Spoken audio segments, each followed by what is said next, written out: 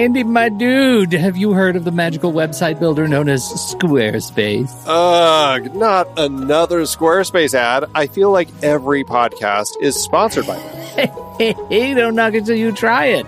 Yes, okay, it is overhyped, but actually it lives up to the hype.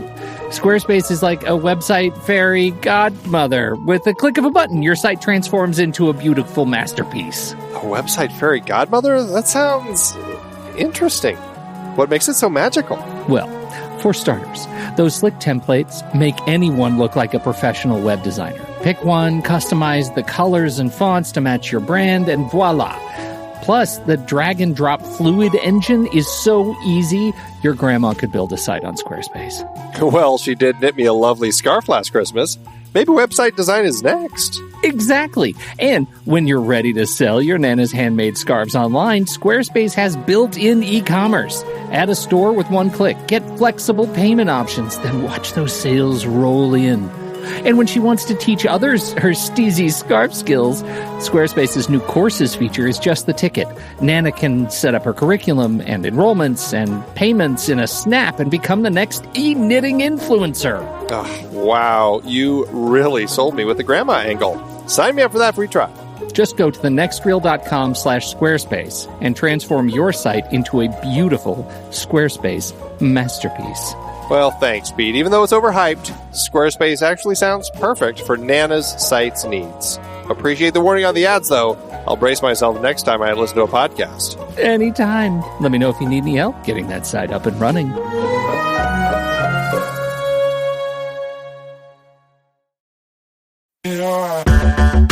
Andy, can you believe we've almost hit 700 episodes of The Next Reel? I know, it's crazy. And with all the other episodes in our family of podcasts, we are well over 1,200 episodes of movie conversation.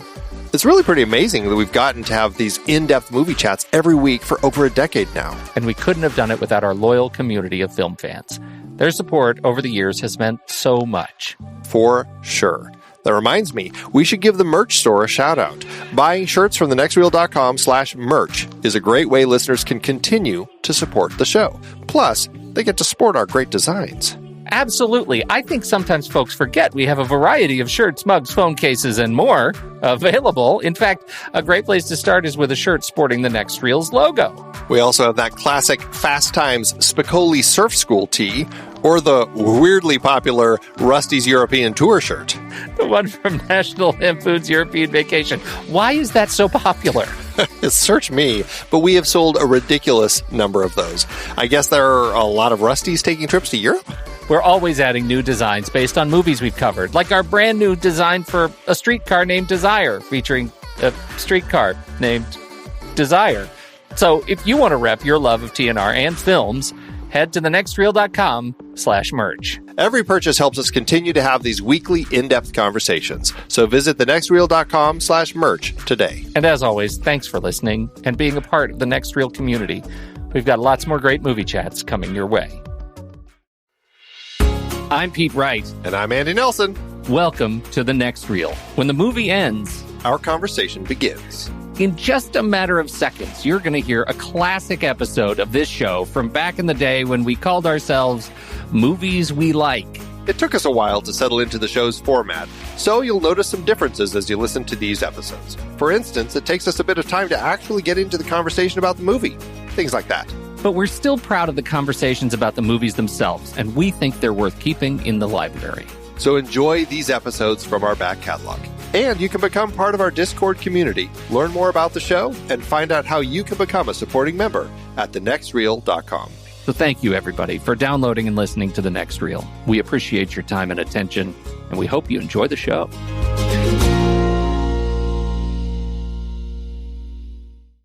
Sing glorious, and there's one keg of beer for the four of us. You know this? Nope. Sing glory to the gods that there are no more of us, so the four of us can drink them all alone. Nothing? Nope. It's apparently famous. One keg. I'm going to do some real-time. Here, one more drink for the four of us. I found it on Wikipedia. AKA Glorious, or Drunk Last Night.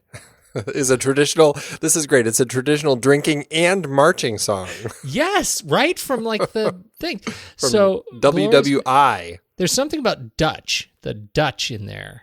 WWI, old WWI. Yeah. Drink. The Souse family is the best family that ever came over from old Germany, with the Highland Dutch and the Lowland Dutch, the Rotterdam Dutch and the other damn Dutch. I'm going to have to cut You're making all sorts of friends tonight, aren't you? I have to cut all of this. We got a comment from friend of the show, Nick Langdon, that I wanted to get your opinion on, because I feel like we've talked about this, but we've talked about it from a decidedly American point of view, and I feel like I am missing the global perspective which Nick has written in to share.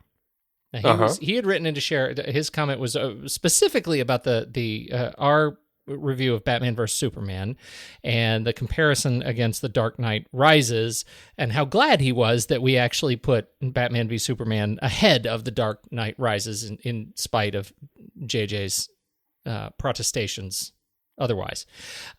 He says, so he writes how Dark Knight Rises has 87% on Rotten Tomatoes staggers me, he says. I mean, people say this movie is dark, but TDKR is just unrelentingly bleak for all 165 minutes. Still, I do prefer the Nolan Snyder approach to Joss Whedon's almost Austin Powers-esque punathon, where any attempt at a grown-up mood is undermined by the constant string of lame quips from all involved, even robots, because why not?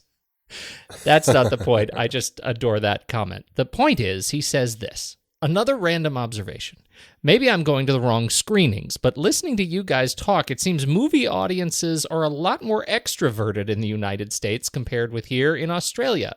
In my experience, no one bursts into spontaneous applause when a character appears on screen here.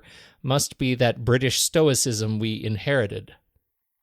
Now, that seems crazy to me, because all the Australians I know are crazy extroverted. I'm making a wild generalization because I know like 10 Australians, but these 10 are representative of the bananas extroverted side of that country. I have never met an introverted Australian, and you as a citizen of Australia should have something to say about this, and I'm curious your take on this perspective.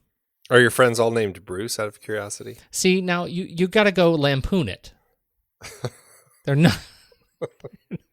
No, they are not named Bruce. This is a serious line of cinema inquiry, Andy. But he's right. He is right, is he not? That when we go to screenings, my screenings, your screenings, we're all screening. Everybody's screening. But there are people who laugh and cry and cheer and burst into applause at the dead screen. It sure doesn't happen up where I'm living right now, because I'm so close to Sun City, where all the retirees live. You just don't get that with that crowd. I'm sorry. I'd love to see it. There hasn't been a good cocoon in a long time. Really hasn't. We need to Driving Miss Daisy too. So you're telling me they don't do that? You don't get the screamers? It depends on the movie, and it depends on the time of day I go. I mean, if I go late at night or in the evening on opening night or something, you'll get much more vocal crowds. That seems to be when it happens. Like when I went and saw, my recollection of something like Now You See Me, when I saw that, it was a pretty wild crowd. Mm-hmm. It just really depends on the movie, I think. You know, I've seen some that have been decidedly less rowdy, and some that have been more. I guess it just depends. I find that when it's a preview, like an early screening, that's when you get the rowdiest crowds. Those are people who are hardcore. They're doing everything they can to get there at like the first screening or whatever. Yeah, and we may be doing a disservice to even American audiences, because not all of them are screamers. And I think you're right. Even here, where I tend to, I will go and experience a raucous crowd. An emotional crowd, let's say, that doesn't happen 2 weeks after the film's been released. It happens like in the first 2 days. Correct. That's when the extroverts go. Can I tell you my favorite rowdy crowd moment? Yes. It was when I went to see Batman, the original 1989 Tim Burton Batman, and it was a midnight screening. It was my very first midnight screening. And there's that part in the movie when Alfred is talking to Bruce Wayne about how much he likes Vicky Vale, and Bruce Wayne is just like, well, why don't you go date her, Alfred? And then a guy in the audience is like, nail her, Alfred! And that really was like the highlight for me. That's pretty good. It was pretty funny. That's pretty really good. Funny. But no, I love the whole idea of the British stoicism. I just now I picture Brits and Australians sitting and after the movie doing a light applause. Jolly good. Which is totally untrue as far as I understand it. I think my understanding is actually that it was the extroverted British who moved to Australia to get away from what they left behind in Britain. As you can see, my understanding of Australian history is spot on. It is. It is. So between now and next week, I'm going to be diving into some Australian history books and see what I can discover. I'll be calling all 10 of my Australian friends to see if I can make right the damage I have done this Bruce evening. 1 through 10. Thank you so much. I haven't been paying much attention to the Blade Runner sequel. As you shouldn't. I know I shouldn't, but all of a sudden I am. Dave Bautista. And I like Dave Bautista. I want him to play if he's got a good character in this movie, I'm gonna have fun at this movie. Come on, why are you hating on that? I'm not hating. I'm concerned that they're making a sequel to Blade Runner. This is one of those things I'm like, can you just not? I don't know. I just feel like they don't need to do that. And it bothers me. But then I'm like, you know what? I'll always have Blade Runner. I can see it. If it stinks, then at least I can just pretend it doesn't exist. Yeah, I know. It's an interesting cast. Here's the thing. Denis Villeneuve. Yeah. Right? Villeneuve. You call him what you want. That's how he likes you to say it. I know that. He called me. He thinks I'm Australian. Because you're so extroverted. We liked Prisoners. We liked Sicario. I'm curious how Harrison Ford is playing into it. It really confuses me. Sheepishly? L-Y. Oh, dear. I like that Ryan Gosling a lot. But how is Deckard? I don't know. I just don't know. Did you know that we recently just passed the birth date of Rutger Hauer's character? Man, that movie was crazy in the future. Yeah. When I saw it. Oh, yes. Roger Deakins, Andy. Hey. It feels like you are casting an unfair amount of shade on this movie because of your affinity toward the first film. No, I told you. I will watch it. I'll try to enjoy it. If it sucks, I'll pretend it doesn't exist. If it's great, then, great. More power to him. This is that thing you're doing with your inner child again. Yes. You're locking it up. I'm not locking it up. You are. You lock it up and under the stairs. I'm grounding it. It's not playtime right now. Jeez. No, do you know if Villeneuve is directing Sicario 2? Oh, that's actually a really good question. I don't believe so. I don't think so. Yeah. I did also only just hear that the cast was coming back. Right. Isn't it a little bit strange that the whole cast, I think, is coming back, but not him? Well, it's not listed on anyone's IMDb page yet, so maybe he is. Yeah, maybe he is. Maybe he is. Maybe it will be Emily Blunt's next big thing after Romeo and Juliet 2. Sherlock Gnomes. Huh? Tying everything together? What do you think of that? I think you have a problem. This is The Next Reel on rashpixel.fm, everybody. I'm Pete Wright, and that over there is Andy Nelson. Hello, good day. And we spoil movies. Tonight on the show, our final film in our 2016 series on 1939, the 10th film that we have talked about from this so-called greatest year in cinema. This time it's the truly classic Sherlock Holmes tale, The Hound of the Baskervilles. Before we get into that, you should learn more about us at thenextreel.com. Subscribe to the show in your favorite podcast app, or join us on YouTube and follow us on Twitter and Facebook at The Next Reel. And if you're the kind of person that keeps dogs in graves that decidedly do not belong there, then you probably have bigger problems than The Next Reel's Instagram #PonyPrize #GuessTheMovie Challenge. And since our own master of mysteries, Stephen Smart, got stuck in the Grimpen mire whilst working to avoid the police, I'll stand in as his reliable sidekick, This week's movie was Peter Weir's 1985 film Witness, starring Harrison Ford, Kelly McGillis, and Lucas Haas. Congratulations to @Fegfee, who figured it out 4 images in. You are once again entered to win the 2016 #Pony Prize. The blot spot, Andy. Ben Lott yes. has written in with his take on last week's film, Goodbye, Mr. Chips. Goodbye, Mr. Chips. Yes, he says, my experience with Goodbye, Mr. Chips was similar to what you described at the beginning of the episode. Pleasant, but forgettable.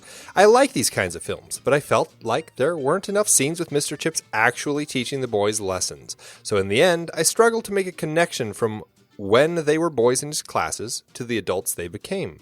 More focus on a single class or individual students might have worked better. The only real emotional moment for me was when Chips lost his wife and child. Overall, the movie was okay, but nothing special.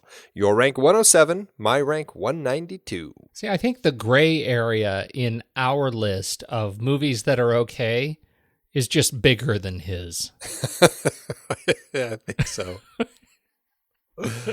I agree with him, though. In hindsight, I mean, now that the movie is kind of sunk in, I think there is if there is something of the heart of the film that is missing, it's what I do get in a film like Mr. Holland and a film like Dead Poets. It's truly the teaching experience. Yeah, the teaching ends up becoming less about classroom teaching and more about, just more about, what does he say later about, teach a young boy to get a sense of humor and whatnot, which are, of course, things that are completely arbitrary and you can't really judge that or teach it. But that's kind of like what he became, is that guy who, it was kind of an experiential teacher. Yeah. So I think with that, Andy, it's time. Let's do trailers.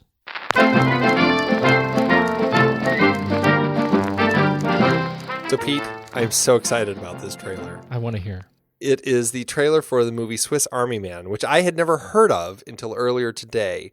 Apparently, it played at Sundance, and it was quite popular there. This is one of those movies that looks like a movie you'll watch and you just won't forget it. And people complain about Hollywood crank stuff out that aren't original anymore. This defies that. This looks original and unique and really, really. It just looks like fun, funny, touching, fantastical. It just looks like a little bit of everything. This is the story of a hopeless man stranded in the wilderness who befriends a dead body, and together they go on a surreal journey to get home. This is, of course, Swiss Army Man, directed by Dan Kwan and Daniel Scheinert, the Daniels, as it says in the credit.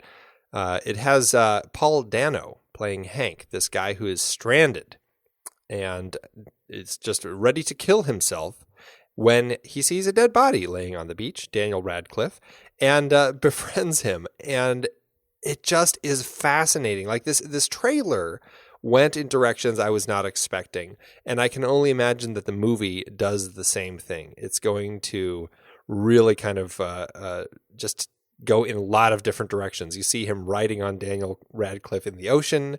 He's got that hilarious moment when he first discovers the dead body and leans over to see if he's alive, and just this giant fart erupts from Daniel Radcliffe. This is just one of those movies that is just like, it's there's something magical about it. There's something it's like insane, but it looks like it has all the potential to be just really incredibly powerful. And I'm really excited to see it because it's full of something that I just haven't seen in a while. So, that's my take on it. What did you think? Oh, it was bananas. I loved it. I loved everything about it. I was really, really bummed when you called dibs on that trailer today. I just think it's another great showcase of Daniel Radcliffe's really charming talent, very strange choices in films. He has yet again proven that his real gift, one of his great gifts, is not allowing himself to be crazy typecast, and he really could have. And it's just a real treat. This is one of those films that I got the same sort of warmth when I watched this film that I did when I saw the trailer for The Lobster the first time. And it's just that weirdness that you can't help but warm to very, very quickly. So I thought it was terrific. It's a great pick. Yeah, absolutely. It did win the directing award for dramatic film at Sundance. They said, a remarkable film that brims with creativity, humor, and deft insight. A delightfully original film that balances fine performances with a rich and often breathtaking sense of design that bodes well for future projects. It is never anything else than provocative and entertaining. So, it looks really, really magical, and I really can't wait to see this one. It's going to be opening limited June 17th, and then it looks like it'll open wider July 1st, right at the top of the second half of the year. I look forward to it. Excellent. I was so despondent that I didn't get that trailer this week that I went I looked far and wide for a trailer that would light me up, and I found one. This is, of course, Zashchitniki. Otherwise, you might call it in English Guardians or The Defenders, I think is the actual title. I think it's released as Guardians, English title.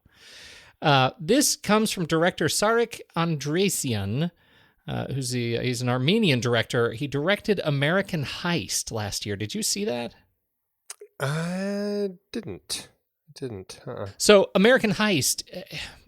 It's kind of a Fast and the Furious of heist movies, and you can tell it's the Fast and the Furious of heist movies because it stars Jordana Brewster, but also Adrian Brody and Hayden Christensen, which is a really strange pairing for a movie like this.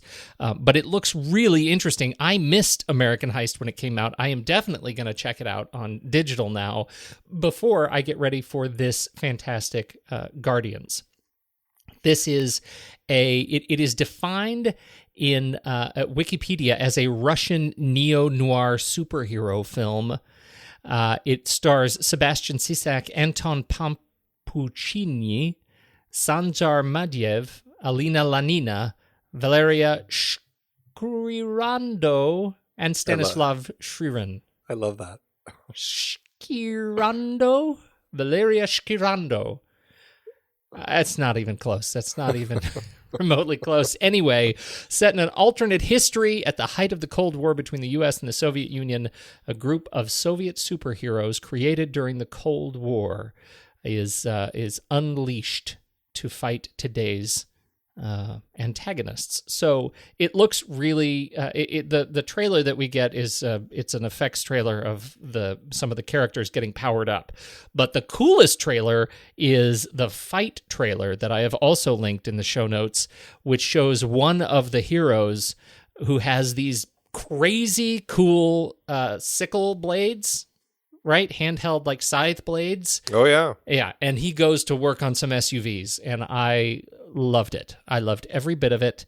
What did you think? Yeah, the guy's a little bit Nightcrawler, the way that he kind of it's Nightcrawler slash, what's the really fast guy in the Marvel universe? Or Flash, if you're looking at DC, but I can't remember Flash, the Marvel guy's Quicksilver. name. Quicksilver. Yeah. Right, he's like a little touch. I can't tell if it's Nightcrawler or Quicksilver, but it's almost like he's poofing around and slashing everything to hell, and it's pretty fun to watch that little bit. I think it looks really fun. I don't know what to make of it completely because neither trailer is really kind of a story trailer. It's just kind of clip trailers. But it looks cool. It looks like they're trying to do something different. And, it reminds me of that Russian pair of films that Timur, what's his name, directed. Bekmambetov? Night Watch and Day Watch, Yeah. which were kind of those cool, futuristic sci-fi vampire movies. Again, I haven't watched those, but they looked cool, and they were high on my list, and I still have them on my to-watch list. And this looks like that sort of film. It looks like they're trying to do something really cool and high-end and really kind of tap into the superhero market, because why not?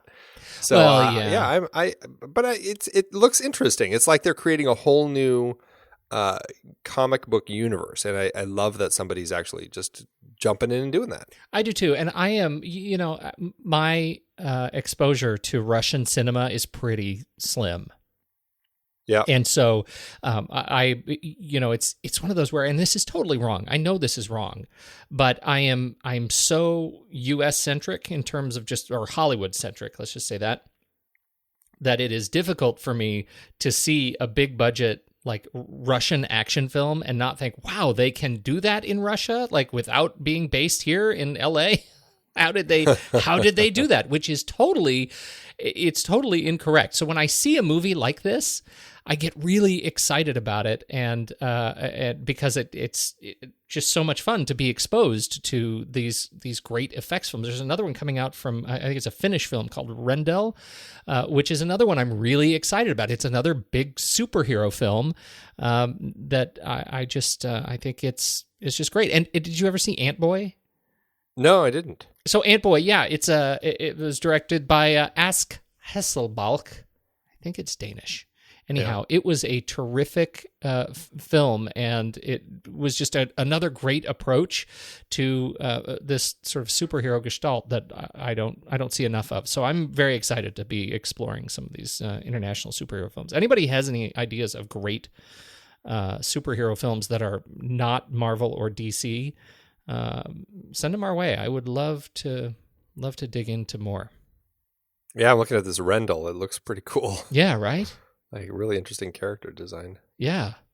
So anyhow, that's what I've got. This one, this Russian film, the Sarek Andresian Guardians, is due out. It looks like sometime in February 2017. That may be our first 2017 trailer. It's been pushed back, I think, a number of times. So we're not going to see it here for a while. Aye.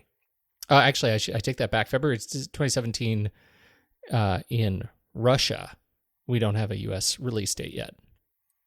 Wow, it'll be a while, I guess. It'll be released in the English title is officially The Defenders. The U.S. informal English title is Guardians. Very confusing. Now, isn't there another U.S. comic book hero movie coming out called The Defenders? I don't know that. Maybe that's why the USA informal English title is Guardians. Yeah, I would think so. I don't know. Huh. Anyway, interesting. Very exciting. Oh, cool. So with that, I mean, you put all that stuff together, Andy, and what have you got? What? Murder, my dear Andrew. Refined, cold-blooded murder. In the classic tradition of mystery and suspense, Playhouse Video presents Sir Arthur Conan Doyle's The Hound of the Baskervilles. Mr. Holmes, you're the one man in all England who can help me. Well, won't you sit down? Thank you. I'm in mortal fear Sir Henry's life will be snuffed out. Why, what makes you think that? I have information which leads me to believe that for centuries past, every Baskerville who's inherited the estates has met with a violent and sudden death. And certain death is just around the corner. Now, will you please tell me what this is all about? Dr. Mortimer bringing me here to see you. This letter. It's about you, Sir Henry. Your inheritance, Baskerville Hall. And Dr. Mortimer thinks that it might not be safe for you to go down there. Safe? On account of a hound. A wild, supernatural monster that has cursed you Baskervilles for the last 200 or 300 years. And it's up to Sherlock Holmes to solve the mystery. The Hound of the Baskervilles, Andy. 1939. This is a movie that's been made a lot. This has been made, yes, over 20 times. This story has been told. Jiminy. In film, yeah. This one comes courtesy of director Sidney Lanfield. It was the first of the Basil Rathbone and Nigel Bruce pairings as Sherlock Holmes and Dr. Watson, the first of 14, and what makes of a long career, well, a short but deep career as these two characters. 1939. It is also the final in our 1939 series. How did this film hit you? Like I said, I hadn't seen any Sherlock Holmes films other than Young Sherlock Holmes and the recent Robert Downey Jr. films. I have never read any Sherlock Holmes books. I feel like I actually caught a piece of one of the versions of this, a much later version in color, because I feel like I saw a ghost dog barking at Sherlock Holmes somewhere. That being said, this was okay. I mean, I did enjoy Basil Rathbone and Nigel Bruce as the infamous pair. The story itself just reminded me a lot of those early mysteries that just had a very simple story And when you actually pull it apart, it's a pretty illogical story. And that was my problem with this. I mean, I enjoyed it, I guess, in the sense of, it's a Sherlock Holmes mystery. But in the end, I kind of look at it, I'm like, yeah, but there's just so many story problems I have that I just don't think didn't care much about it. Well, first of all, I'm exactly with you, and I maybe even more so. I think the story problem that I have, the biggest one, is that its portrayal on screen is really dumb. They certainly didn't have the aesthetic to be able to create a vision that is truly haunting. This, of course, is the story of Sherlock Holmes and Dr. Watson. We should say, for those who haven't read it in a long time or haven't seen it in a long time. Holmes and Watson end up investigating the legendary demonic beast that targets an entire family throughout history, that is triggered at this point in our story by a dashing young heir on his return to the family estate in Mordor, the saddest place on earth. This is not that is one thing they get right. This is a really depressing landscape.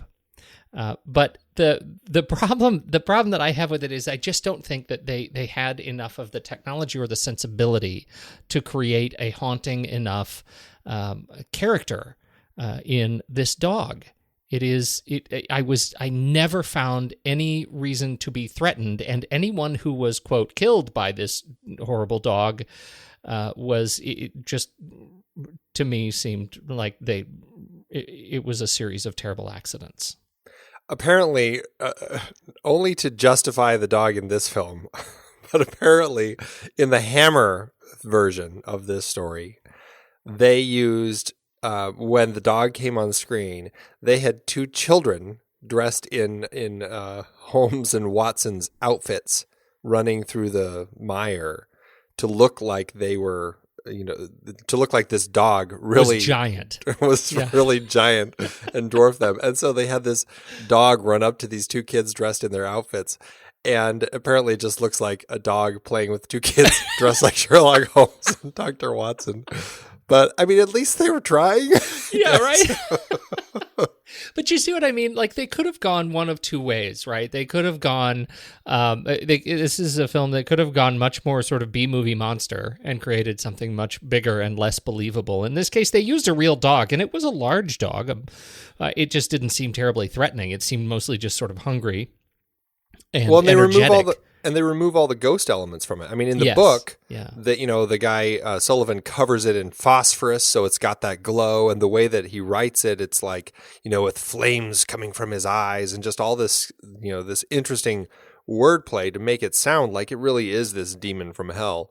When you actually see it in this film, it really is just a dog. There's nothing ghostly about it. Well, and that's my point. Like, it feels like that there are so many missing elements in the around the ghost, the sort of the spooky factor, that they really needed to go with "don't show me the dog" strategy, right? Like, let's go more Jaws and less Cujo. Obviously, they didn't have the benefit of seeing either of those films, but it's a sensibility that I'm poking at here. Like, I just feel like they could have kept more mystery around not showing us that ridiculous dog. Well, but there's not even that much dog. I mean, you see it twice, right? You see it once when it kills the thief. And pushes and sort of from a long distance, from Yeah. afar. You see that really from afar, and then really the last time you see it is when it comes out at the end, when Sullivan sets it out, and it's like, you see him making it. You see him allowing it to sniff the boot, and the chase at the end. You see it a number of times, like over and over. It crosses that landscape, and it's in that one scene, right? Yeah, I mean, that's it's a long enough sequence that like you get it. Yeah. So I don't know. I feel like they just didn't play up enough of the psychological fear that I think would have been that I felt reading the material, the original material. That's what I remember, is that it was a scary ghost story. And I mean, to that end, it sounds like the ghost story in the book really was going to be one of those Scooby-Doo stories where it's like, oh, there's this scary monster out there, and it's scaring all of us, is threatening the land, and then the the Scooby-Doo pack, they find all the little clues that, hey, it's not really a scary monster. It's really a person who knows a lot about science and using all these things to make themselves seem like they're a monster. And then they pull the mask off several times at the end. And that really felt like the setup for this, right? It was like I was waiting for Holmes to kind of discover some things, but he never discovers anything. He talks about some things that he discovers, but we never see him do that. I know. Somehow he figures things out, but it's like, well, okay, it was nice that he kind of pieced all that together. The only clue we see him actually kind of figure out is when he looks at the painting. Yes. That's it. And then somehow he's deduced all the stuff about just everything involving Sullivan and his backstory. And not even really. I mean, even on the train, he admits to Watson that he really doesn't know anything, and he just has a hunch, and so he's going to have to catch the murderer in the act. That he really doesn't know anything that's going on beyond where they are right then at that moment. And that was a little bit frustrating, and that I think is what is lost in the adaptation, because what I remember, and it's been a long time since I've read the original, but what I remember is the reading in the language, in the voice of Watson's Watson's journals, like hearing the story through Watson's perspective, allowed us really to celebrate the greatness and the battle of wits that happens between these two men in a much more interesting way. And by the time that, Baskervilles was actually written, obviously, Arthur Conan Doyle was a much more sort of even savvy and experienced writer of the character, and I think it's just that much more interesting, even than the first. I think it was a Study in Scarlet. So I feel like a lot was lost in the adaptation, and again, I go back to the time. Like this was an interesting and compelling work of literature that was probably made repeatedly too early, that they just couldn't tell the story the way it needed to be told. Well, considering how many times they've told it, I mean, from what I've heard from people who are big fans of I keep saying Shakespeare. I'm just like, my brain is in the wrong Brit. Of Sherlock Holmes, they've never quite gotten this story right, because the Hound is such a difficult thing to crack. And because Holmes, the way that it sounds like in the book, when Watson goes up to the Baskerville estate to kind of keep his eye on things, Holmes is gone for a good chunk of the story. Most of the story, yeah. Yeah, the screenwriter here actually added in the whole peddler character, just so they could find a way to get Holmes in here more, because people wanted more of Sherlock Holmes, and he was gone for such a long period of time. Yeah. So, yeah, to me, it just feels like this is long after Doyle had kind of finished writing the Sherlock Holmes books. He'd already killed Sherlock Holmes with his Fall in the Waterfall with Moriarty, but then he kind of came upon this idea for this story when he took a trip out to Dartmoor, or is it Dartmoor or wherever it was, and he kind of realized he needed a detective to tell the story, and is like, well, I already have Sherlock Holmes, but he's dead, so maybe I'll bring him back to life, and then I'll set this as a prequel. And so he did all of that, and it just feels like, I feel like this story, I don't know, I just feel like it's just one of those stories that just feels kind of, I don't know, it feels like it's a good ghost story, and it shouldn't have been a Sherlock Holmes detective story. Exactly. Like, I go through all these problems. Like, why does he even go to the trouble of making this whole ghost dog mystery thing even happen? I mean, it seems so silly to me. It's like he's tracking the guy in London, and he's ready to shoot him out the side of his little buggy. Right. It's like, so why, if he's willing to do that, or willing to poison him later on, why is he go to all this trouble to even create this whole myth of this ghost dog? It just seems silly. I mean, I can kind of get that. It's a stretch for me, but I sort of get that. Like, trying to keep the people convinced, like to keep the broader narrative of the fact that the Baskervilles are, it's just sort of a haunted family. I think that I get why he would have gone to such lengths to, to pull this kind of dog prank. And that may or may not have ended up playing a part in his ultimate desire to murder Sir Henry.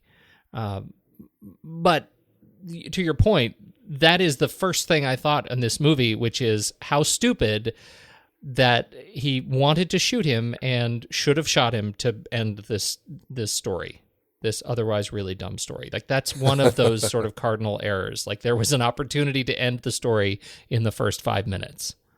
Yeah. Right. And then to add even more of the kind of craziness, the seance, that's another element that just ends up weird, poorly blocked, poorly structured in the overall narrative, and just ends up not making much sense. No, it doesn't. And I think it was added for the film. I don't believe there was a seance in the book. No, that's right. Yeah. And there was even a longer part of the seance when the thief, I guess, kind of appears outside the window, and I don't know, it just kind of disturbed them or something. I don't know exactly how it happened, but it just, the whole thing as it is, just, I don't know, the seance is odd. I don't understand, like, some of the subplot elements they created. Like, why is Mortimer's wife, who does the seance, why is she so cagey? And then all of a sudden she's just like instantly willingly to do it and everything. It just, it was very strange to she's me. Not only that, she's just a horrible character, like a poorly written character. She ends up being just sort of a whelp of a utility player that is not interesting. Yeah. Right. No, it just didn't, and a lot of the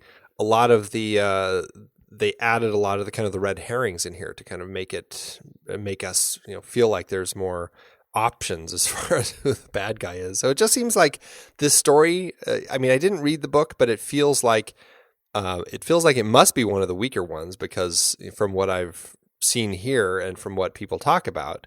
And then this film just it really feels like they rushed through this thing to just crank it out because, hey, let's get this Sherlock Holmes thing out. The music is light, the direction is sparse, like, just so much of the story just feels like, well, let's not have that final chase scene. Let's just, have Sherlock Holmes say something about it because we're done shooting. We're not going to go back out to that set again. That's kind of how it feels, I'm just like, I don't know. It kind of, the whole thing just felt so rushed and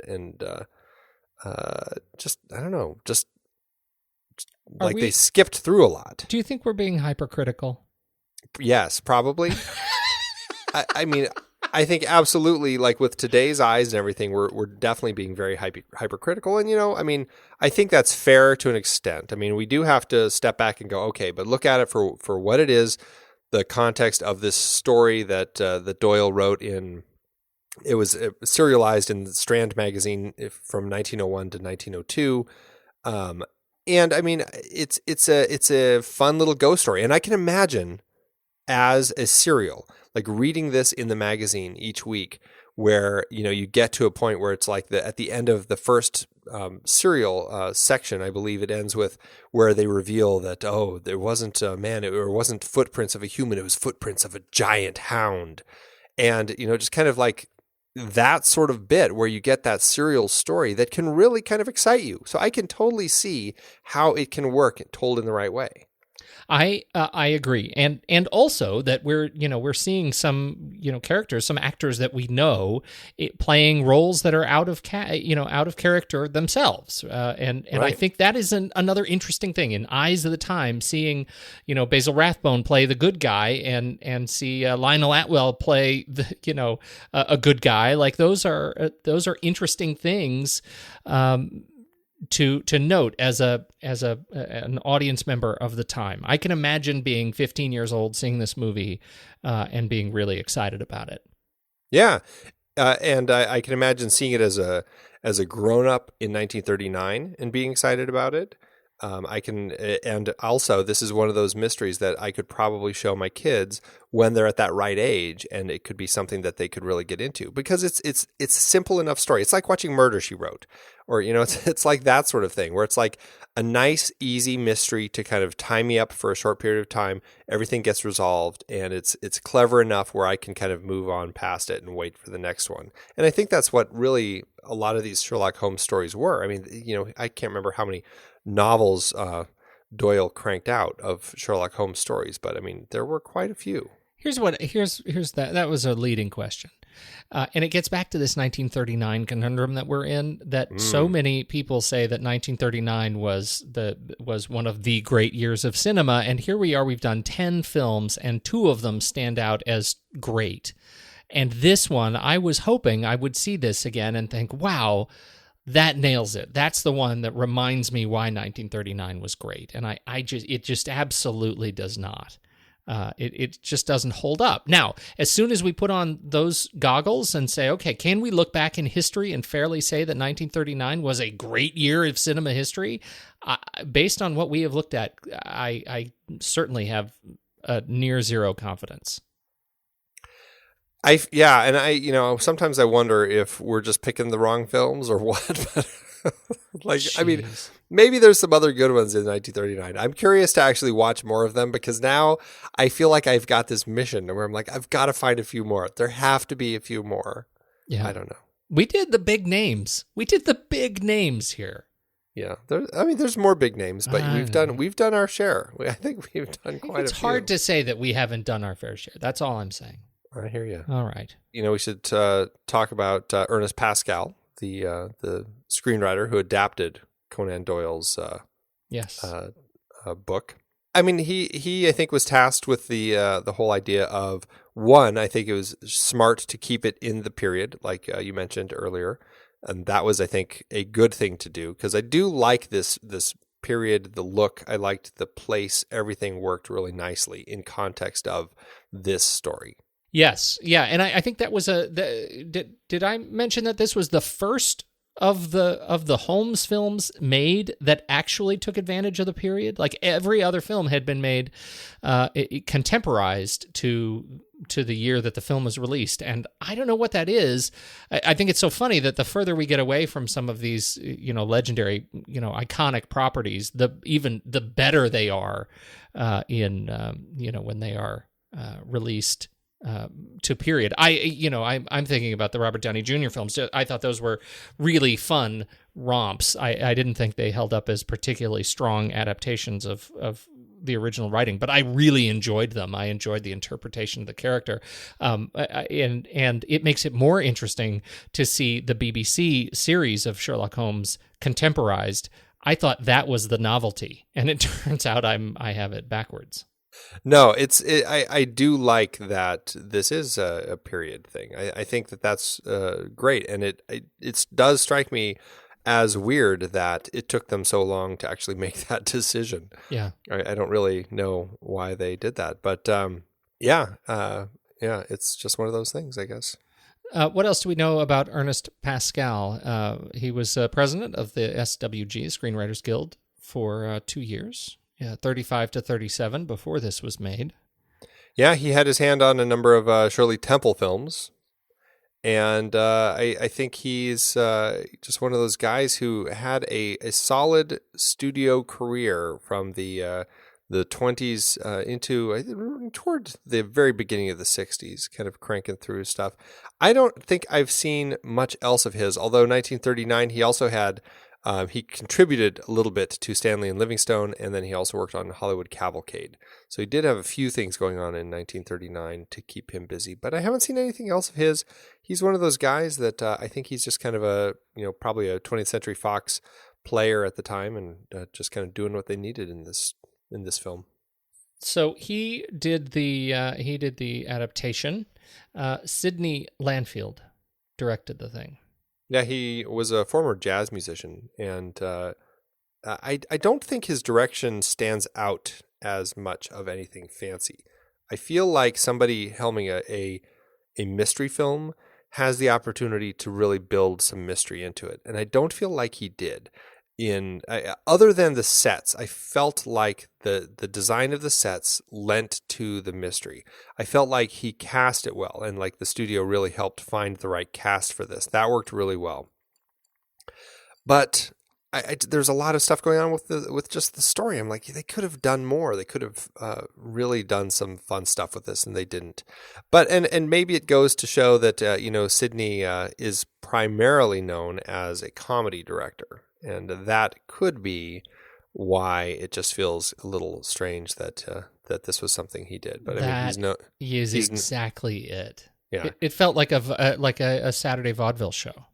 Yeah, I mean, he's known for TV episodes on like The Addams Family and McHale's Navy, and he did the Bob Hope film, The Lemon Drop Kid, and he's just kind of known for that sort of stuff more than this sort of stuff. But you mentioned that, and I pre-agreed. I think the production design and the sets actually were really good. Yeah, I loved it. I thought they were really great. I thought that Richard Day and Hans Peters did a great job designing the sets here. The Dartmoor set, and this was all filmed in Hollywood in the 20th Century Fox stages. The Dartmoor set filled an entire soundstage, and rumored for Richard Greene to actually have gotten lost on it in the moors, which I think is really funny. But after seeing the movie, I can understand that. Yeah, right. Especially if those fog machines are on, man. That was I wonder what we're shooting amount of fog. That was probably too much fog. A comic amount of fog. Oh, Gwen Wakeling did the costume design, and I think it was nice to see that she followed the appropriate dress code. And Sherlock Holmes only wears his deerstalker hat when he's out in the country. And when he's in London, he's wearing his top hat as a true gentleman would. And I'm sure that's how the Australians would wear them too. But only when they go to the cinema. I'm pleased you made note of that as a gentleman. Yes. Got to tie everything together, Pete. This is a Zanuck, a joint. Yep. Daryl Zanuck, keeping the family. Oh yes. Nope. I think it's great that they started bringing Sherlock Holmes to the forefront, particularly with this pair. That being said, I think they only produced 2 Sherlock Holmes films from what I was reading. And then they felt, with the war and everything, that it was a little too close to home, maybe to be telling these kind of just fun stories about this English detective when there was more serious things going on. And so then Universal picked up the mantle and they did the rest of them. So I don't know I don't know how Zanuck felt about that, but I can't imagine he felt good. We should talk about the cast. Richard Greene ended up getting top billing, even though he obviously is not Sherlock Holmes. He plays the young heir, Sir Henry Baskerville, coming home to his estate to see what the landscape hath wrought. And he ends up getting top billing in this thing as the romantic lead, in spite of Basil's titular character. Yeah, he had been in, I think, 6 films before this. Not a lot. And a few more in 1939, including The Little Princess with Shirley Temple. So she was big right around this time. She was big, yeah. A lot of people were She was actually in contention to play Sherlock Holmes, I think. That's right. And then she turned it down because she heard she was going to be Dorothy in The Wizard of Oz, but that didn't go so well. Because those folks heard she was going to be Scarlet in Gone with the Wind. That's right. She's bouncing all over the place. But no, Shirley Temple Goes to Washington. That would have been an incredible film. But yeah, this was the first and only time that Sherlock Holmes and Watson did not get top billing, especially with Rathbone and Bruce. They were just so iconic that they always got for top billing after this. And Richard Greene, I mean, he'd only been in 6 films before this, but he'd been popular enough, I guess, that he got to get top billing. So it's so strange. It is. I mean, I liked him though. I thought he was fine in the role. No, I did too. You get into all the character actors in this film were I thought generally terrific. I liked watching them interact on stage. Yeah. I just the whole thing comes together weirdly. But Richard Greene, he played the right handsome lad. I mean, coming from the moment he steps off the boat, and the young woman and her mother are trying to get themselves invited over to the Baskerville estate. I thought that was just a terrific introduction to him and what he represents, and it was a great way to give us a sense of class, which ends up playing off a good sort of. Kind of visual conflict that we see him as such a classy guy, and then he goes to this place that is just like broken down in the middle of Mars. I think it was great. I really enjoyed Richard Greene in the role. It's like the Swamp Castle, the Holy Grail. It is. That's right. It is. All this could be yours. I kept wanting to say, Sherlock, Dr. Watson, don't look at the water. You'll see the dead. Oh, man. Yeah, Richard Greene actually might be most well-known, at least in some circles, probably not ours, but in the 50s, he was in the TV show Robin Hood, The Adventures of Robin Hood, and he was in all 144 episodes as Robin Hood in that show. Was he Robin Hood? It was Robin Hood. He was Robin Hood? Yes, he was. Robin of the Hood. Sir Robin of Locksley? He was. Yep. Kept him busy, I imagine, 144 episodes. Keep you. I thought this was actually really interesting. I don't know if we can attribute it to the director or who, but oftentimes when people would tell this story and they would show the former Baskerville, Hugo, in the flashback, the kind of the evil one, they would often cast the same actor as Sullivan, and you could kind of tell as the audience, that's him with the beard and all that sort of stuff, because we see the portrait later, and that portrait certainly looks more like Sullivan than Greene. However, in the flashback, in this particular film, they actually had Richard Greene play Hugo. Which makes so much more sense anyway. Yeah. Right, but they did that to kind of throw people off. So I thought that was actually a pretty clever little ploy. So I give them kudos for that. All right. There's some kudos. There is. Store it up. We're not just here to be mean. Basil Rathbone. Another wonderful part of this film. I love him as Sherlock Holmes. There is a reason that he became kind of the iconic Sherlock Holmes and the one that people picture when they talk of Sherlock Holmes. This is that just kind of iconic look that Sherlock Holmes has. And I just absolutely loved him.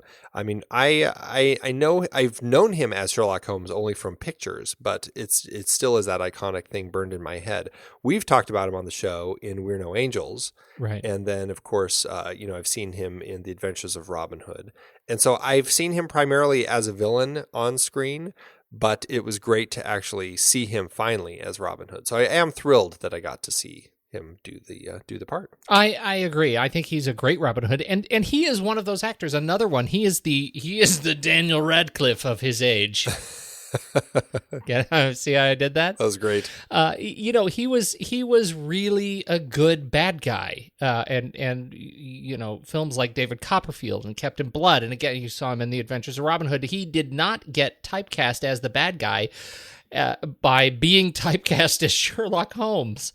Ended up doing, I think we mentioned he did 14 films as Holmes, and then between 39 and 46, which is a lot of films as this character in a really short amount of time. 2 a year, right? 2 a year. Yeah, and not to mention over 300 radio shows. Crazy amount of Holmes that he took on. You're right. I mean, he just became iconic. He ended up wrapping his career more of a song and dance man with the likes of Bob Hope and Danny Kaye, and did some low-budget horror flicks after his turn as Holmes. But really, what was he? He was always introduced as Sherlock Holmes. One of my favorite bit parts that he was in, I guess you could say, was the narrator in the story of Mr. Toad in The Adventures of Ichabod and Mr. Toad. Yeah, he's terrific. And did you find out that this was his favorite film of Holmes? That's what I heard. Of the films that he did as Sherlock Holmes, this was his favorite. And I think it was because it was kind of the introduction. This was where he kind of got to find that character, or I suppose you could almost say where the character found him, because certainly this was that type of iconic character like, Luke Skywalker or Han Solo or something like that, where everybody's going to kind of identify you as that character from that point on. Wendy Barrie ended up, she had something of a career in crime films in the 30s and ended up not having much of a career after that. She did this film. She ended up as a bit player in the series of The Saint and Falcon. And after this film, into the 1940s, she ended up starting her TV career and she had a show on, I think, NBC called Picture This, and then the Wendy Barrie Show, and wrapped up her career hawking lipstick as the Revlon saleswoman on the $64,000 Question, and was so popular that she caused it to sell out across the country. That is People crazy. did love her lipstick pitch. You know what my favorite thing about her is? What? She is J.M. Barrie's goddaughter, the J.M. Barrie of Peter Pan. And she actually took the name Wendy because of him. Her real name, I think, is Marguerite. Oh, that's very sweet. I think that's pretty cool. Yeah, that is pretty cool. And Nigel Bruce. So she actually did. We're doing these in billing order, I think, right? I think so. She got third billing, and then Nigel Bruce got fourth billing as Dr. Watson. Fans of Holmes, the literature, nicknamed Nigel Bruce's Dr. Watson Bubus Britannicus, because they felt like he was too much the bumbler and not well tuned enough to the original material. That he in the films was used more for comic relief than anything else of substance, and they did not like that. Well, that's interesting because I can see that here as a non-Sherlock reader. I read that the way that the books are written, kind of from his point of view, as if he's kind of writing letters and all that sort of thing, Mm-hmm. you don't get a real clear picture of who that character is anyway. And so the filmmakers always struggled to really tell the story of Watson, because you can't just you can't make a film the way that they write the book. And so you have to give more to that character. And so they were always trying to find stuff they could do with that character to make it somewhat interesting. So, I mean, from my perspective, as somebody who's not read Sherlock Holmes, I actually really enjoyed this character as Watson. I enjoyed this version of Watson, and it really kind of clicked with me. And the pairing worked really well. So that was my take on it. You know, I can totally see how you would say that. I think going back to Sherlock Holmes, the 2009 film, I think Jude Law, while I don't necessarily think that the thuggishness is as much a part of the Watson's character. I think he actually plays a good Dr. Watson. He is a Dr. Watson. I love what they did in the BBC series, and that one is Martin Freeman's interpretation of Dr. Watson as a war physician, a vet, I think is a terrific interpretation. They just give it more sort of severity in the character and not so much comic relief. So from my perspective, and again, I'm not a Holmes Conan Doyle expert, but it just feels like the intention of the character of Holmes of Watson in the literature is to deliver the story, not necessarily to deliver it in a way that is somehow comical. And I can totally see that, and I can appreciate the people who are fans of the books to not care about that. But then when you actually make a film, and if that's how you portray Watson, I feel like it just becomes a very flat character. So, and again, I haven't seen many of these films, so maybe there are versions of the Holmes stories that have him being more kind of closer to the book, and it works fine. So who knows? I don't know. But don't you fancy the nickname Bubus Britannicus? I do. And I love that, from what I read, he pretty much made a career playing upper-class buffoons. Yes. So it sounds like that title could really just work for him through his whole career, not just his versions of the Holmes stories. And I think they were all like colonels, military leadership, like they were all boobs in leadership, like aristocratic boobery. Lionel Atwill, here's another one who ended up playing counter to cast. He was one of the great villains of the 30s and 40s, these horror classics, Dr. X, The Mystery of the Wax Museum. Now, you mentioned Scooby-Doo villains. If this guy isn't the model of Scooby-Doo villains, I don't know who is. Yes, exactly. He is so perfect as kind of what you'd think the Scooby-Doo villain is going to be. He just looks like he's up to something. Totally. He played, this was my favorite, this wasn't until 1944, but he played Cyrus Maldor in Captain America, the evil scientist that goes by the name The Scarab. Is that not so good? This was fantastic. When Captain America was actually Grant Gardner. Gardner? That's crazy. Who's that? I don't think I even knew that they made Captain America movies back then. This was Dick Purcell as Captain America and Lorna Gray. Need to do a Lorna Gray series. There you go. Anyway, back to Lionel Atwill. He was fantastic and ended up coming back around. I thought this was really interesting. He came back around as Professor Moriarty, the legendary Sherlock Holmes nemesis with Basil Rathbone just 4 years later. Right, and they had also, just before this, they had also been in Son of Frankenstein together. So, yeah, they had been on screen a number of times together. I thought he was terrific. If he didn't lend a little too much to the celebration of the occult through the seance, otherwise he was he was a great doctor, and he was the sort of catalyst of the events of the investigation taking place. And I thought he was great. Absolutely. What about John Carradine? Our second John Carradine film of 1939. Tall, skinny. He's perfect as kind of the red herring butler. I think he's great. And it was fun to kind of see him playing this sort of role. It was a nice change from what he gave us in Stagecoach. So I enjoyed him here. Apparently, though, he was upset that his character had to wear a beard because, as a proper gentleman knows, a butler would never have a beard. I liked him. I thought, again, he was a little bit everybody who wasn't Sherlock Holmes and Dr. Watson was just a bit too shifty. It's kind of exhausting with the red herrings. It was exactly what I think what their intention was, because apparently there weren't enough red herrings in the book. So I think they went the other extreme. Too much. The dog was, it was not, I think this was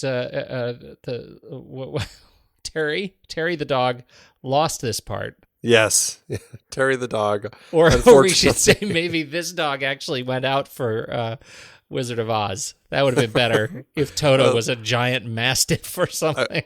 I would love to have seen this dog in the Wicked Witch's basket on the back of her bike. Oh, like saddlebags on the back of her bike. This giant dog. That's too good. What do we know about this dog?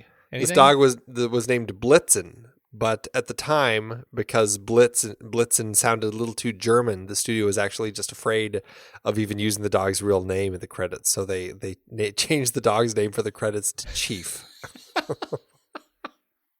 What do you know what the dog was? I think it was a mastiff. I think like it was a bull mastiff. I think, right? I was just guessing. I'm not much of a dog person, but that stuck out to me as a big or name. a Great big Dane. sounding It was name. a Great Dane. I can't remember, but it was something big. It was definitely a big dog. Let's see. I think was there anybody else in the cast that really stuck out to you? Those are the big names that I think we see the most of. So the only other person I wanted to mention was Barlowe Borland, who was such a fun character as Franklin in this film. Just this crazy old guy who was convinced from the beginning that this was murder and was suspicious of everyone and was dead set on suing everybody for everything. He was the best MacGuffin because he was such a like adversary for everybody, and yet they kept inviting him to dinner. Well, I would too. If he was my neighbor, I'd be afraid he'd sue me if I didn't. Everything he would. What was the one that was like you said something to me and that'll make for a tidy little lawsuit. Just brilliant. He was actually, of everybody, I think he was certainly the most entertaining character in the thing, just in terms of raw, straight up laughs. Like he just really, every time he was on stage or on screen, I thought I can't wait to see what he's going to say next. Yeah, I was always looking forward to him. I'd say he would be my third favorite person to watch on screen because he was just so much fun. 64 credits in his IMDb page. He has been in a lot of stuff, a lot of uncredited. So I'm not sure what to make of him in terms of a character actor, but he was certainly fun to watch in this one. You've already mentioned the music. Where was it? Yeah, that was a real problem I had, is I just felt like they didn't, they kind of cut the music budget. I mean, there's little bits of music here and there, but for the most part, it's like, gosh, this is a mystery film. We keep cutting to like the whole dog chase and stuff. There's just like no music. You're just watching this thing. It's like, they could really use some score here to build the tension. This specific Holmes story has been made a lot. I think, what did you say, 20 times, something like that? I think it was a little more than 20. If you count, I think the TV show Elementary had an episode called Hounded. That was the most recent version of it. But yeah, there's a Japanese version, The Adventures of Henry Baskerville and a Dog in 2015. I mean, it's you can go back from the silent era, 1914, all the way through 2016. There have been versions of this thing constantly cranked out. Have you seen any other of them? You haven't, obviously. No, I haven't seen any of them. There were a couple that stood out to me that I now really want to watch. The first one is 1959, and this was a gothic horror version starring Peter Cushing and Christopher Lee as Holmes and Watson, respectively. There is that's the one that I think is the Hammer version that has the kids with the dog. So I'm actually curious to watch that one too. Very curious to see that. 1978 brought us Peter Cook as Sherlock Holmes in a comedy spoof of The Hound of the Baskervilles. I want to see that one because I want to see just how would you spoof something that is already seems to be spoofing itself. 1981, Vasily Livanov played Holmes in a Soviet adaptation, and he ended up playing the Holmes character, I think 12 times as far as I can count. He was the Basil Rathbone of the Soviet era Holmes, played in a number of different places. And then Matt Frewer played Sherlock Holmes in the year 2000. Wow. That was news to me as well. He's not even British. I know. Neither is Robert Downey Jr. So I guess that doesn't matter. The last little thing that I wanted to say was the last line of the film, which was quite controversial, apparently, when Sherlock Holmes says, "Watson, the needle," as he walks out of the room. Yes. A little drug addict thing there. That line actually got removed from the film in all of its screenings until the 60s, and that was when they brought it back, reinstated it. And it wouldn't pass the censors at the time. He was a furious drug user, Holmes. And it's in the books, but not something that they would allow audiences at the time to see in the films, or even just hear a line like that. Protect the people, Andy. Protect their fragile minds. They should have just had Watson walk off with some yarn, and maybe he was just going to do some sewing. He was a knitter. Yeah. The needle. He needed the needle for the knitting. So those are the ones I'm interested in. Did this do anything in 1939 in terms of awards? And through this, I keep referring to Sullivan, and I mean Stapleton. I don't know why I have that name confused, but it's Stapleton as the bad guy. Yes. And this did really well, although I couldn't find a single thing about it. I scoured the interwebs trying to find any information about the finances. Eddie Mannix, unfortunately, was not working at Fox. He was over at MGM. So Fox does not have any information about the finances for this anywhere. That being said, this was a big grosser for Fox. It only took them a few months to realize how popular it was and to greenlight a sequel and to make it and it was released in 1939 as well. That's how popular this movie was. Yeah, The Adventures of Sherlock Holmes with Rathbone and Bruce was also released in 1939. So this film did really well. I just wish I had some more figures for it. Okay, Andy, so this is, as we have said a number of times, this is the last of our 1939 films, and we are not big on the films of 1939. I think the real highlights for me, and I'm taking it back to last year's when we did this as well. Yeah, the whole thing. Yeah, Mr. Smith Goes to Washington, obviously a big favorite of ours. Absolutely, yeah. Right. I think we were. Gosh, was there anything else we were huge fans of? Wizard of Oz. I think that we have, we were definitely, I mean, I know we were fans of Wizard of Oz. I'm, compared with the list of films, Gone with the Wind, Ninotchka, Mr. Smith, Roaring Twenties, Only Angels Have Wings, The Women, Stagecoach, The Wizard of Oz, and Goodbye, Mr. Chips. Oh my gosh, The Women was terrible. Yeah, we didn't like that one. That's the bottom of our chart. And Mr. Smith is the opposite end at number 2 on our chart. Yeah. Looking at our flick chart, where things have landed. Yeah, Mr. Smith is number 2. Wizard of Oz is 62. Goodbye, Mr. Chips, 107. Stagecoach, 118. The Roaring Twenties, 149. Only Angels Have Wings, 150. Ninotchka, 196. Gone with the Wind, 209. The Women, 233. I mean, I would say Gone with the Wind, I can understand why it's a great film. It's just I had a harder time this time separating the issues I have with it with the film that it is. So Yes. That's why I think that film falls low. I think that it would be a hard film for me to go back and watch, except as kind of an educational experience. I think so too. For me, 1939 represents as wildly overhyped for the films that came out of it. And like any year in film, there are some highs and some lows, and this one has a couple of highs and some real dogs that just don't hold up over time. Some hounds, one might say. One might. I guess my lesson is I think that I don't know when. I still never have found when it began that people started saying that 1939 was such a great year in film. I've seen people quoting that, hey, this is a great year in film, as if they're quoting it from somewhere else. But I don't know who initially said it or why. Although I have heard some people say that it was a great year representing what the studios were doing in cinema at the time. With that context, I can see it a little bit. But that being said, I just don't think that from what I've seen, that there's that much great stuff going on in this year. I know there are other films that came out this year that are probably worth watching. Wuthering Heights, The Hunchback of Notre Dame, Dark Victory. Certainly films that I would like to see just to get a sense as to, what else is out there that might be good.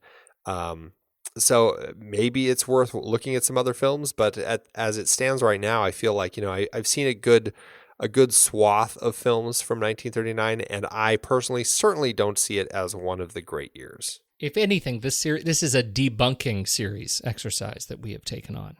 We have debunked it. Yes, we have. Consider it debunked. Please, let's rank it. Let's do it. Head over to flickchart.com/thenextreel, and you log in with your fancy account over there and into the one that you use specifically to rank Next Reel movies. If you haven't set up your own Flickchart Next Reel account, you should do that. Just use something like FNAME TNR. FNAME being your first name. It's really easy to keep these straight. And then you can rank this film in line with all the other films that we've talked about. And if you want to see that, head over to thenextreel.com/master-index. That is the secret vault of all the movies that we have ever done on this show by series in one great big long page. And so you can browse around there and start flick charting away. That's it, Andy. What are we going to do here? Hound of the Baskervilles versus Oh Brother, Where Art Thou? Back as our Oh Brother block. Yeah, it's not going to get past Oh Brother. It's definitely not. The Hound of the Baskervilles or Taxi Driver. I am all in with Taxi Driver. Yeah, I'm all in with Taxi Driver too. The Hound of the Baskervilles or Escape from New York. Oh, geez, Escape from New York. I would say Escape from New York, but there is the element of the fantastic Basil Rathbone as Sherlock Holmes. That being said, it's not enough for me to vote against Escape from New York. Yeah. The Hound of the Baskervilles, or Indiana Jones and the Kingdom of the Crystal Skull. All right, here you go. Indiana Jones is not going to win this one for me. I was wondering where you're going to go with that one. Yeah, that's a pretty tough film. The Pile of Ants. I'll say Hound of the Baskervilles. Oh, there were a lot of animals in that movie. The Hound of the Baskervilles. He swung on the thing with the monkeys, Andy. Monkeys, prairie dogs, ants. I don't know what Spielberg was doing there. The Baskervilles or Murder by Death. I'll take a little Murder by Death. I will take Murder by Death on this one, yeah. Was Holmes one of the spoof characters in that? I can't remember now. I don't believe he was, no. It seemed like that would have been appropriate. More appropriate, I think, than Peter Sellers' character. Yes. This is a good one. This is a little Basil Rathbone v. Basil Rathbone. The Hound of the Baskervilles or We're No Angels. I'm going to go with We're No Angels. Absolutely, We're No Angels. Mm-hmm. What a fun film that is. Yes. I play that every Christmas now. Thank you for that's introducing so it great. to me. Yeah. The Hound of the Baskervilles or The Dead Zone. The Dead Zone. Yeah, The Dead Zone. The Hound of the Baskervilles or The Blob. I have a feeling you're going to go Hound of the Baskervilles. I'm going to go The Blob. Really? Yep. Just because of the theme song? Yeah. Well, it does have a pretty fantastic theme song. It's just a fun, like, that's a real monster movie. That's something that they could have done with this. And yeah. Yes, you're right. I would have liked to have seen The Blob of the Baskervilles. God, what I would have given for The Blob of the Baskervilles. Oh, that's fantastic. I need a movie poster of that. The Blob of the Baskervilles. That's the best. That is just the best. I am also going to go with The Blob now, especially. All right. Well, that puts it at number 220. Number 220 on our chart. Out of 234. 234. All right. Yeah. All right. Well, what does that mean for your Letterboxd? I feel like this is a 2-star. I'm struggling if I'm being overly generous with it, like if it's really a 1.5.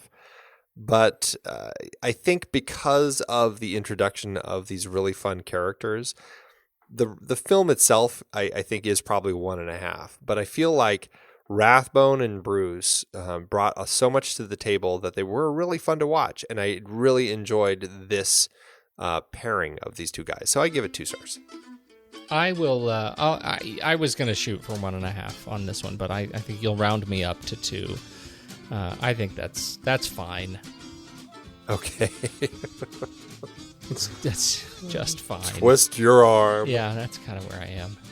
Okay. So that leaves us with an open hole here. If this is the end of our 1939 series, Andy, where do we go from here? Yeah, well, in case people haven't realized, we did miss our little speakeasy due to some poor scheduling on my part of international time zones. Ironically, Australia. Right. It's an Australia week for sure. But yes, so I kind of botched that. So that's going to be coming up soon. But instead, we've got our film board this coming weekend with Demolition, Jake Gyllenhaal's new film, which looks to be exciting. And then we kick off our Shane Black series with Lethal Weapon. And then following it up with The Last Boy Scout, The Long Kiss Goodnight, and his directorial debut, Kiss Kiss Bang Bang. That's going to be a fun series. I mean, literally will be a fun series. I very much look forward to seeing these movies again. After this struggle through 1939, I really am looking forward to it. It's going to be a fun time. I'd forgotten what we put after Shane Black. We're going from 1939 to Shane Black to Fritz Lang. Is anybody going to be listening after this? Everybody will be alone under a bridge in the rain. Oh, jeez. Oh, good stuff. All right. Well, I'm clearly going to need my rest, Andy, so I have got to go to bed. First, bring me my needle.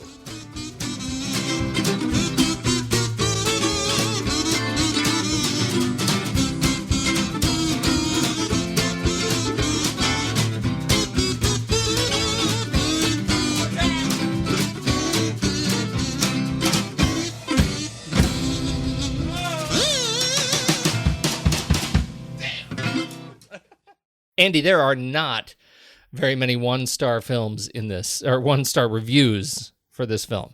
Everybody loves it. That's Maybe we're wrong crazy. about 1939. Maybe we're the outsiders. Goodness, I feel like we're not betting the market, so I feel like I'm okay being the contrarian here. But I'm telling you, I stand with Sherlockian, who gives this 1 star with an absolutely awful. This is by far the worst Holmes movie I have ever seen, says Sherlockian. It is completely unfaithful to the great novel upon which it is based. One previous viewer commented that this version cut out the subplots to leave a main idea. I could not disagree more. On the contrary, it removed the entertaining original subplots and added Holmes disguised as a fiddler, and of all things, a seance. Nigel Bruce is his usual idiotic Watson. As anyone who has read the original novel knows, Holmes praises Watson's intelligence. Basil Rathbone gives us a bland, annoying Holmes with absolutely no character. For good Holmes material, check out Jeremy Brett's incredible masterworks. They were true to the books with stellar acting and great plots. These are the ones Conan Doyle would have liked. Interesting. Yeah, there you go. I stand with Sherlockian, although I think the performance of Rathbone was, I liked that. I found that. I was charmed by that. I guess I should see Jeremy Brett. What's yours? Yeah, well, mine is by T. Martin, who says, pretty good. This movie scared the hell out of me when I was a kid, but not now. Pretty good if you like old black and white movies. That was a 3-star. That reads as a 3-star. Yeah, just like, Yeah, that's kind of where it lands. Well, thanks, Amazon.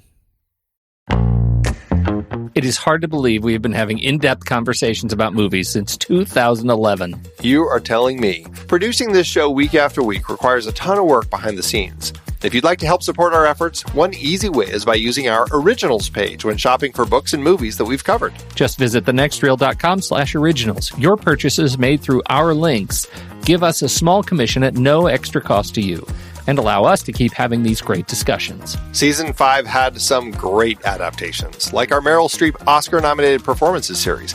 We covered adaptations like Kramer vs. Kramer, Sophie's Choice, and The French Lieutenant's Woman. It's a real Sophie's Choice between those books. You see what I did there? Yeah. And I don't think it's quite at the level of a real Sophie's Choice. We also did Snowpiercer for our Bong Joon-ho series, adapted from the French graphic novel Le Transpersonnage. Man, I love that movie. We had our 2-part 1939 series that included adaptations like Gone with the Wind, Ninotchka, The Women, and The Hound of the Baskervilles. A number of those 1939 movies, like Goodbye, Mr. Chips, also tied into our recent 1940 Academy Award Best Picture nominee series. Our naughty children horror series had creepy adaptations like The Bad Seed, Village of the Damned, The Innocents, and Children of the Corn. For our Hayao Miyazaki series, we talked about his take on Lupin III with The Castle of Cagliostro, plus his own The Wind Rises. Some great listener choice picks too, Viridiana and The Great Escape. And for our David Mamet Wright series, The Verdict, The Untouchables, and Glengarry Glen Ross.